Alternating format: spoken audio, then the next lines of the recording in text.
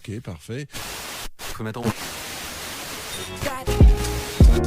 Welcome to the Sikio Sikivu Podcast with Michelle Ulomi, a place where you get a chance to grow and strengthen your faith while impacting the world. Talking faith, life and work, business, leadership and theology, sharing experts, building smart relationships and serving God's kingdom. Welcome and get ready.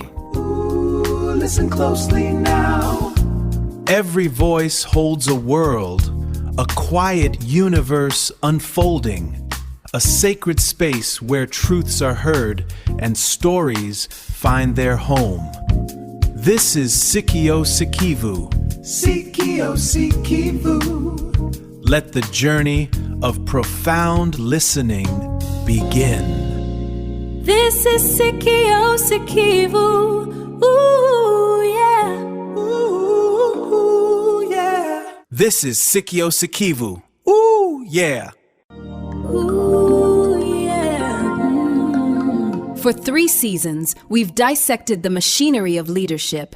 We've refined our people and perfected our processes. But even the best engine fails if the atmosphere is toxic. Welcome to the 4th movement of the Sikio Sikivu Podcast. This is the soul of our work. This is the Kingdom Culture Blueprint. You know, most HR departments are accidentally running their companies like 18th century coal mines, treating people as fuel to be burned rather than talents to be traded. Yeah, that's so true. Right. We use the term human resources so often we've totally forgotten how cold it actually is. It basically makes people sound like office stationery or, I don't know, a pile of timber. So today we're diving into an exploration into the theology of talent and looking at why that label might be, well, killing your company's soul. Exactly. It's all about shifting our perspective from managing commodities to stewarding masterpieces, which is just a massive shift. But wait, isn't resource just practical? I mean, if I have a budget for 10 people, I literally have a resource limit. Are we just playing with semantics here to feel better? Well, no. We're moving away from the sanctuary boardroom divide. That's where your values stay in your weekend life, and Monday morning is just about units of productivity. Instead, we're looking at the imago Dei. The image of God, right? Right. The idea that every single person you interview is an image bearer. It's about the who versus the what. When you see a person as a resource, you're just looking at a fixed set of current skills. Okay, so how do you look for the masterpiece instead? You develop what's called Joseph discernment. Think about the biblical Joseph, right? If his boss, Potiphar, only looked at his resume, he'd just see a slave. Oh, wow, yeah. He wouldn't see the prime minister potential that was forged in a pit. It's the skill potential gap. You aren't just hiring for where someone is, you're hiring for where they're going.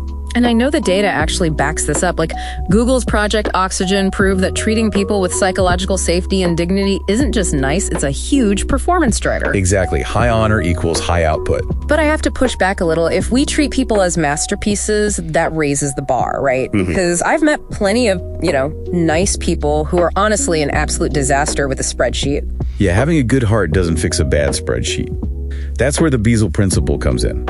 In Exodus, Bezalel wasn't just spiritual. He was a master craftsman in gold and bronze. Oh, right. So you can't just say, God will help, and hand in a typo-filled report. Exactly. Mungu adasaidia, which means God will help, is never an excuse for mediocrity. We can actually categorize talent into 3 groups. First, the mercenary, who has high skill, but, no heart. Okay, makes sense. Then the missionary, who has all the heart, but no skill. And finally, you have the kingdom professional. Which is the ultimate goal, right? The Daniel distinction. Being so accurate that even your enemies can't find a single mistake in your paperwork.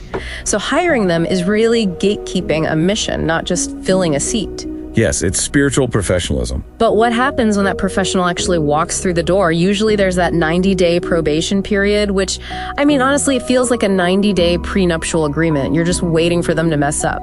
We really have to flip that. Instead of a guilty until proven innocent trial, we need to think of it as an adoption phase. The burden of integration is on the family, the leadership, not just the newcomer. Oh, like the Jesus model. Proximity over probation. Exactly. You can't lead from behind a closed mahogany door. If a new hire is surprised they're failing after 90 days, well, that's a leadership failure. You're looking for builders, not hired hands.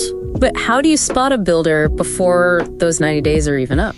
You use the gap test. During the hiring process, you give them a really messy, undefined problem that isn't in the job description. Just to see what they do. Right. A hired hand waits for instructions because it's not their job.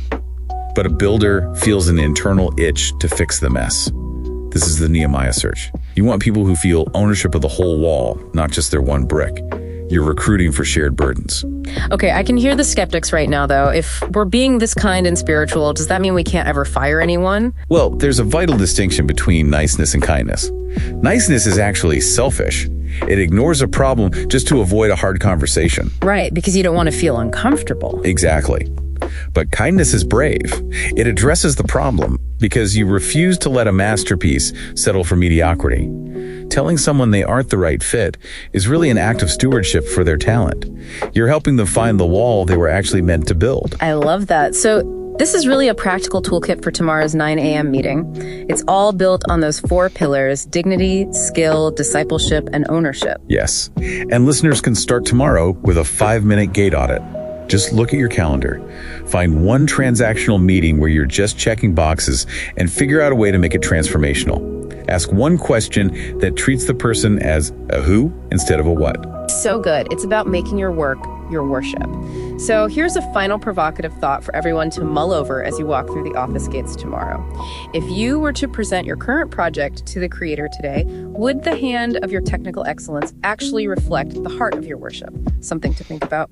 Thank you for listening and supporting the Sikio Sikivu with Rumishaeli. For more of such inspiring messages, stories, and news, visit www.sikiosikivu.com. Tune in your frequency toward God's kingdom. Be inspired, be motivated, be transformed.